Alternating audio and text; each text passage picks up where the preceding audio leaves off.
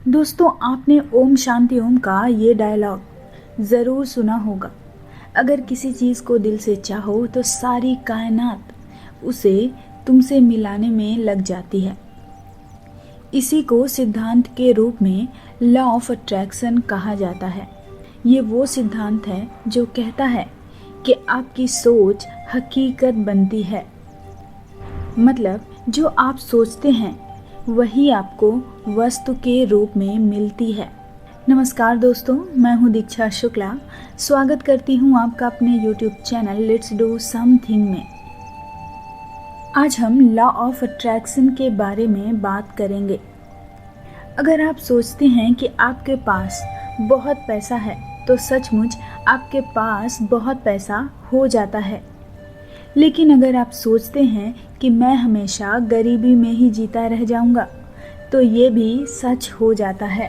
Law of attraction का इस्तेमाल बहुत पुराने समय से हो रहा है, लेकिन ये बहुत ही कम लोगों को पता है।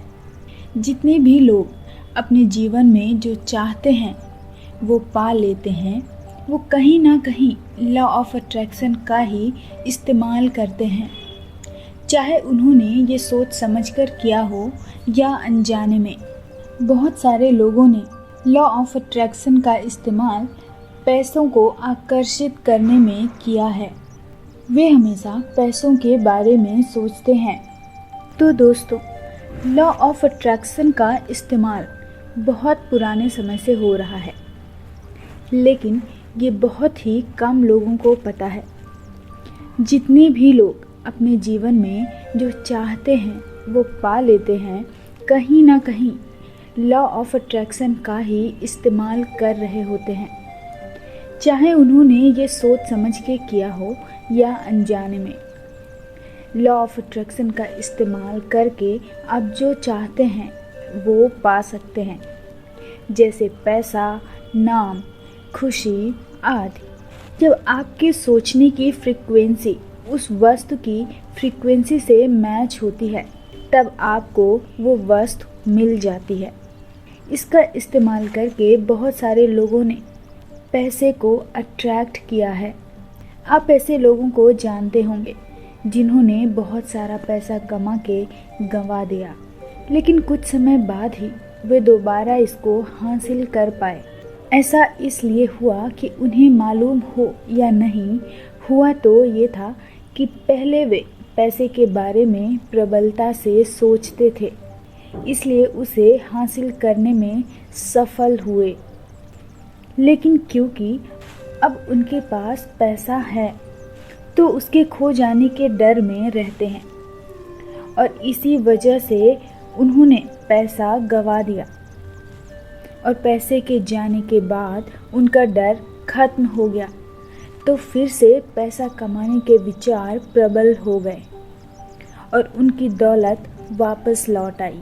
ऐसे ही अगर आप एक स्टूडेंट हैं और आप एग्ज़ाम देने जा रहे होते हैं तो आप एग्ज़ाम अच्छे नंबर से पास होने के बजाय आप ये सोच रहे होते हैं कि आपके अच्छे नंबर नहीं आए तो क्या होगा। आप एग्ज़ाम में फेल हो गए तो क्या होगा, जो कि एक नेगेटिव थॉट है। और आप जो सोचते हैं आपके साथ वही होता है। और क्योंकि आप नेगेटिव सोच रहे हैं तो नेगेटिव होने के चांसेस बढ़ जाते हैं। इसलिए अपने थॉट्स को पॉजिटिव रखें।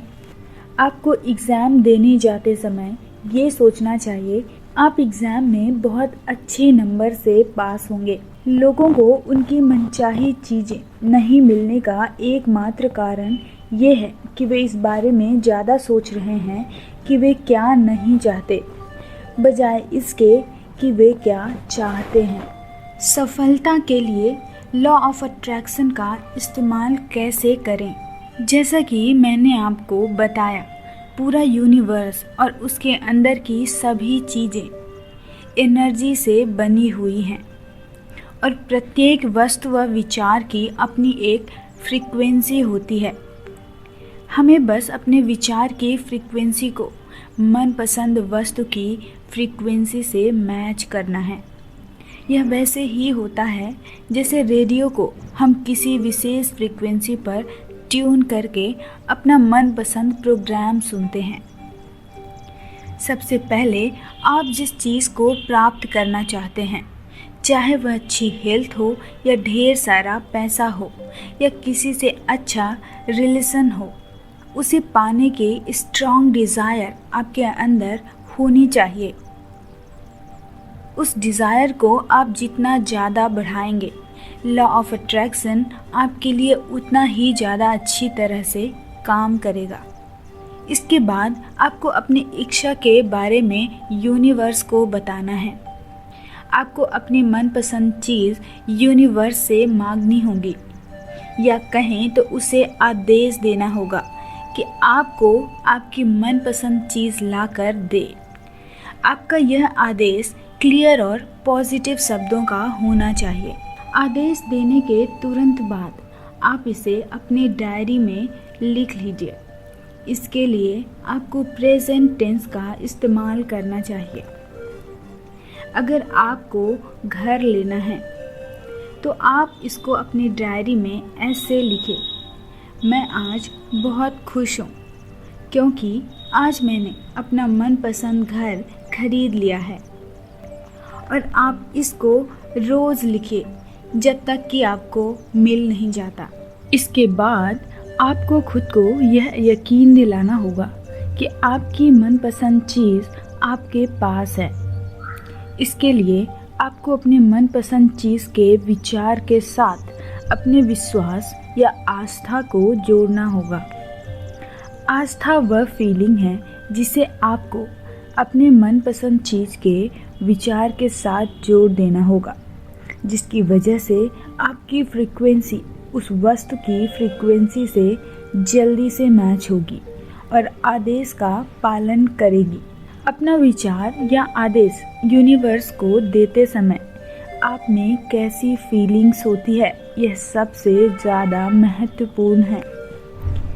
आपको खुद को बार बार यह विश्वास दिलाना होगा कि वह चीज़ आपके पास ही है और उस चीज़ के लिए यूनिवर्स को धन्यवाद देते रहना होगा।